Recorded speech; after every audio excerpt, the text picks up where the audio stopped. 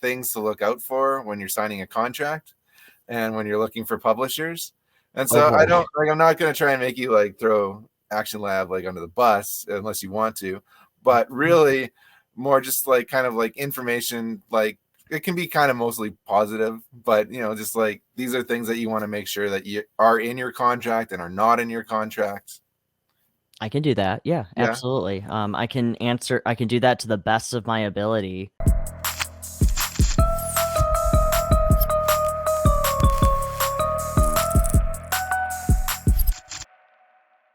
Hey guys, welcome to Inside Comics with George Michail. Really quick, if you like this kind of content, make sure you subscribe and tell a friend about it. Today I'm super psyched. My guest is writer CHAD Perkins. CHAD, thanks for being on the show. Oh, thank you. Yeah, George, it's good to be here. It's good to see you again and talk to you. Thank you for having me on. Yeah, absolutely, dude. So you have a series called Blu Lullaby that is being released on all sorts of platforms. You got Comixology, you got Drive-Thru, and it's getting a print run as well. Yes. Super exciting stuff. And we'll get into a little bit more about what Blu Lullaby is specifically in a few minutes. But before we get into that, I'd like to talk to you about signing publishing contracts. Yeah. I know that sometimes this can be a difficult landscape to navigate, and there's some things that you want to look out for, and things that you want to ask for, and I'm wondering if you can talk about that a little bit. Yeah, so when it comes to these contracts, one of the things you definitely don't want to do is do a contract that is very vague with what they're trying to do. An example is that what they tell you, one of the contracts that I signed before, Action Lab, I signed a contract stating that my book would be digital first. Well, then they said if you sell a bunch of books digitally, then it'll get a print run. But they never gave me it never stated how many was considered a success to get a print run. So that's definitely one of the things you want to look out for is don't do a digital first. Make sure you have a contract that says it'll be released digitally and then later on it'll be released print. And that's what Marcosia has a contract with. Also to be careful when it comes to the media rights as well. One of the things you want to make sure of is that they can do the media stuff for you. So obviously talking to producers and however that goes, because I know nothing about what work goes into that, but just make sure too, you have creative control with that as well. And also you are able to control the deal as well. And they're not doing everything behind the scenes and not telling you. So those are the two biggest things to look out for. Another thing you want to consider as well is an NDA. If they want you to sign a non-disclosure agreement, make sure you flat out know what they are wanting you not to talk about. So it could either be like, oh, you guys can't talk about your sales goal or how much you've made. Well, that's not fair. It just, you should probably be able to talk about that. But if all it is it's just saying you can't talk about like how they do marketing or anything like that, that's fine because everybody has their own way of doing things when it comes to promoting books. So those are probably the biggest things that you want to look out for with comics in signing contracts. The other one too is make sure, and maybe this isn't necessarily a contract thing, but this is going into like printing. Make sure when they're doing cons, they are telling you what cons they are doing and if they are selling your book, and how many prints they have. So that way, when they come back at you and you say, well, we sold this many books, you at least have a good record of how much you made. Because otherwise they'll slap something on a sheet and send it off to you and you'll be like, okay, cool. And you'll have no idea if you're getting ripped off. But going into the contracts, a lot of the contracts I've ran into have been pretty good. I'm not going to name names, but there is one that attempts to not pay their people, like inkers, their writers, and all those for books, and they allow them to work for free. And apparently that's in the contract, but it is worded so poorly that it's worded so poorly that nobody will think about it. So make sure you're not working for free. So yeah. I think another thing to look out for is the book has to be published or printed somewhat regularly, or else the rights should revert back to you, because it's not really fair that the company hangs on to all the rights forever but they're not doing anything with it. As a creator, you want to have your book getting out there. Yes, absolutely. Especially like you said, if it's not being printed anymore, the rights should definitely go back to you.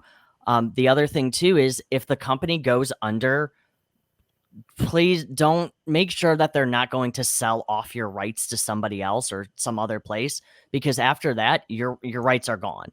Like you have no control over it after that. Now, granted, though, I'm not a lawyer and I don't know anything like that, so there might be other technicalities into that.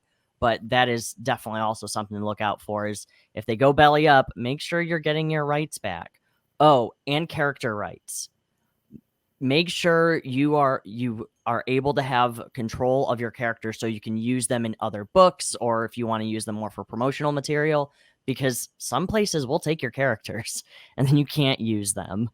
So, and I'm not naming names, but Another thing I'd like to talk to you about, Chad, is kind of self-promotion. Yeah. You're really out there. You're Oh. doing book reviews, you're interviews, critiques on YouTube, you're on Facebook, Instagram, Twitter, TikTok, Discord, like all these things. You're Yeah. out there, you're getting the word out on your projects. And I want to talk to you a little bit about the importance of that, and kind of which platforms you find are most beneficial in what ways. Well, first I want to say thank you for acknowledging that I am out there. But we do Shots with Comics, which is a review podcast, where we're not very nice, to say the least. No, I'm the good cop, Kit's the bad cop, but we both work together and make it, something special and fun. But I guess the biggest one that works for me really well is Twitter. I think it's just because people who you follow, everybody has different interests. You're just able to find people a lot more easier and get in contact with them. Man, I'm also like not the best at promoting, but I try. Facebook and Twitter have been my two successful ones though. For one, it's because I can message people privately and talk to them about things, but also too, it's like a personal family on Facebook. So when you release something, everybody's going to promote your book to a wider audience and make it grow. With Twitter, it's just nice to network and interact with people to the general public so they can kind of gauge who you are as a person. Like, one of my biggest things is I hate furries, and I really don't. I have nothing against them. It's just one of my things. And that gets a rise from furry people, and they'll be like, "Oh my god," and they think it's funny, and they'll promote me that way. Or I'll be like, does anybody want to read a horror book with blood and gore? And then obviously the horror people will be attracted to it. Also, too, it's easier to tag people into it to promote your book when it comes to working with companies, because they like that. They like when you go, I have this book, I reviewed it from Image, and Image likes it, and then the creator sees it, and then it grows it. So Twitter and Facebook have definitely been my two best when it comes to promoting, and I'm still getting my bearings on what works and what doesn't work with it. But so far, so good with Blu. I think just me tapping more into the horror and crime market has been a lot better for me, especially if you're using hashtags. You can't really use those with Facebook, but hashtags like hashtag horror comics, hashtag whatever comic, that attracts more people. So I just realized that I am terrible at that. No, the ones that I think are probably the worst that I've had is probably Discord. Just because people send me groups and I always lose track of who's in what group. Yeah, sure, it's great for meetings like me, Kit, Blake, when it comes to the podcast or just how to promote stuff. Or what cons we're going to do. It's nice to get on there and talk to them. It's also very convenient if you're talking to people, across the freaking world, like you. So it's nice to talk to people like that too. But Discord isn't that great for promotional work because it's just that one little niche group that you have. Although I guess it has been working when it comes to the Comic Book Yeti, because you can just drop your book into the Discord and they'll take a look at it. So it'll be like, oh, that's your submission is in the Comic Book Yeti. So, and they've been everywhere lately. And TikTok has been okay. I'm still trying to figure that out, but it's just me putting my dog in front of a camera and a book in front of him, and then I just get a blurb. And people seem to like it. I'm still figuring it out. So you do like mini reviews with your dog. Yeah. That's kind of cool. I don't know. Yeah. I like it. Yeah, I like short reviews. Like, let's get to the point and like, let's get to it. Yes. No, I totally agree, especially with a TikTok format. I don't want you to be this big dramatic thing. I just want you to tell me, is the book good or is it bad? So yeah, but those, I think that's when it comes to promotional, that those are been the ones that have been working. Sorry, tripped over my words. Can you tell the audience a little bit about Blu Lullaby? What is this book about? I don't know. So Blu Lullaby, it follows the story of Winter and Blue. They are agents of a supernatural organization called Safety Blanket. They save a child from their father being abused, and then after that, they go home or they go to their office, and they are on to their next case, which is solving the case of missing children at one of the local middle schools. So, and it's just this bloody, gory mess of these two characters trying to figure out where these children are going and who's kidnapping them. And it's a big twist ending, and it will make you uncomfortable. And also, too, I do want to mention, though, Blue is the monster under Winter's bed, and they have been together for, I think I have it down for 10 years now, and they've only actually been agents for 2. So. Okay. Who else is a part of the team on this project? So the 2 people who are part of the team is obviously myself. I'm the writer, or I'm sorry, the 3 people. Myself, and then you have Andrea Montano, who's the artist, and she does everything. So she does inks, colors, and lettering. And then Rodolfo Martinez from Lucha Comics is the editor on it. And he's also one of the ones who has actually put together the whole book when I first started working on it. Nice. And if people want to check out this awesome book, where should they go to get it? So right now you can go to Comixology. The first issue just dropped.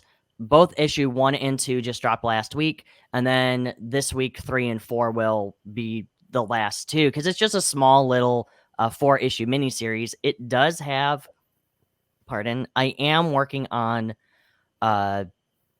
2 or more arcs for them, but that really just depends on, well, I got 2 other projects I'm working on, so that's been on the back burner a little bit. But eventually, you will be able to find it on Drive-Thru Comics. You'll be able to find it on Global Comics, and then you'll be able to get the print release, which is to be announced. Right. I'm psyched for this print release. I love physical copies. Dude, I'm just happy to get my book into print. Like it makes me smile so much. And of course, I will definitely be sending you a copy. No, I'll be buying one. I won't wait. So Blu Lullaby, check it out at all those places. I'll put a link to the Comixology, and then also check out Chad's YouTube channel, Shots with Comics. And there's also a link to that in the description of this video. Chad Perkins, I want to thank you for being on Inside Comics. And until next time, man. Oh, peace. Well, thank you. Peace out.